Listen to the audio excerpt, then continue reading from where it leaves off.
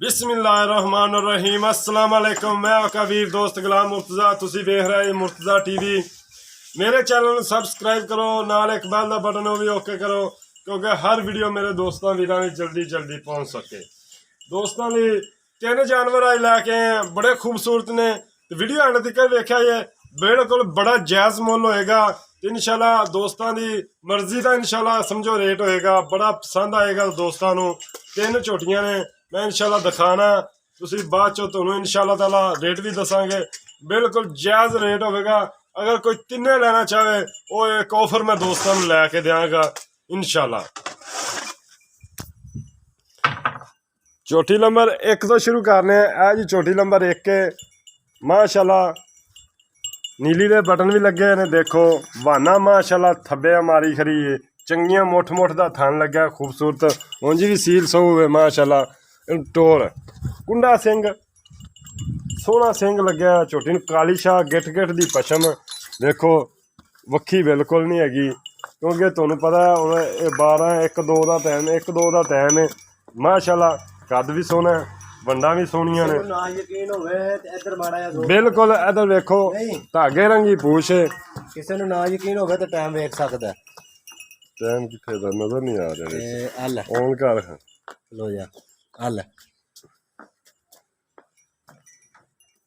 नहीं नजर आ रहा। करी टाइम क्यों नहीं छावे हो जा थोड़ा जा। 1:40 होए ने यार यार यार छड़ मैं हल हुण टाइम नजर हां 1:38 होए। देखो टाइम नहीं था 1:38 होए ने जे वीडियो शूट हो रही है। इंशाल्लाह उम्मीद करने दोस्तों को वीडियो अज की बड़ी पसंद आएगी। बरीक झोटी धागे रंगी पूछ वाना चंगा खूबसूरत। इनू कट यार टोरा वेख लो, खुर वेख लो, घोड़े वाले खुर लगे हुए ने झोटी नूं। चंगी धौन लम्मी सोहनी सुथरी झोटी इंशाल्लाह। वंडा भी माशाल्लाह चंगियां ने, कद शान वाली झोटी हैगी। वाना भी सोहना है। चल बंद वक्खी बिल्कुल नहीं हैगी, पधरी चंगी झोटी। तुन्नी घोड़ी बिल्कुल नहीं हैगी। झोटी नंबर 2 दिखाने हैं। यह जी झोटी नंबर 2 है। देखो माशाल्लाह पुट्ठा देखो, कद देखो, चमड़ी देखो बिल्कुल कागज़ रंगी किनू कहंदे ने कागज़ रंगी माशाल्लाह। खूबसूरत चंगियां वंडा ने, चूर कुंडा सिंह है, बिल्लियां अखा ने, बूथा मुछ वगी है माशाल्लाह। खूबसूरत मत्था थोड़ा जिहा सफेद है, सोहनी सुथरी झोटी है। परन टोर वंडा भी चंगियां ने माशाल्लाह। देखो खान भी माशाल्लाह बड़ी सील झोटी है यार, पहला हो गया। तुन्नी घोड़ी बिल्कुल नहीं हैगी दोस्तों, पशम चंगी है झोटियां दे। वाना सोहना है माशाल्लाह। देखो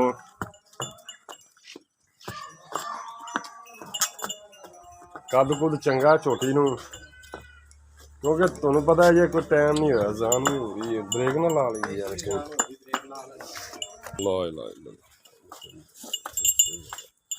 अच्छा जी दोस्तों शुरू करने अल्लाह का नाम लैके। अच्छा माशाल्लाह वक्खी कोनी दी झोटी माशाल्लाह चंगी कद शान वाली। ये थोड़ी जी दोस्तों दसदे हैं थोड़ी पक्के चड्डे दी, लेकिन पक्के चड्डे दी दुध चंगा देंदियां ने। देखो पहलन हैगी है, इन्हें भी पैर भी देखो घोड़िया रंगे ने, पिछले पैर धोते हुए ने, पुछल सफेद है, कद शान चंगा है झोटी नूं। धुन्नी कोनी वक्खी कौड़ी कोनी दी, पशम चंगी उत्ते। झोटी नंबर 3 दिखाने बंद बस। झोटी नंबर 3 दिखाने दोस्तों इंशाल्लाह। उम्मीद करने दोस्तों अज की वीडियो पसंद आएगी तुहानू। झोटी नंबर 3 है जी। देखो वंडा चंगियां खूबसूरत वंडा ने, वाना भी माशाल्लाह चंगा खोल जान बरीक बिल्कुल कागज़ रंगियां झोटियां दोस्तों लैके आए हैं। लैने देने मुकद्दर नसीब, लेकिन इंशाल्लाह मेरी कोशिश होंदी दोस्तों को अच्छे जानवर दिखावा और खूबसूरत दिखावा। देखो माशाल्लाह ये टाइम भी तुसीं सुन लिया, जान हुई है टाइम कितना को है। ये वीडियो बना रहे हैं इंशाल्लाह पसंद आवे क्योंकि वेख लो थना च दुध नहीं है। कद शान वाला झोटियां ने माशाल्लाह। ये मझ मैंने तकरीबन दूसरे तीसरे सूबे ला के तीसरे सूबे गलत दूसरिया मालक तो गल्लां पुछांगे। बंद को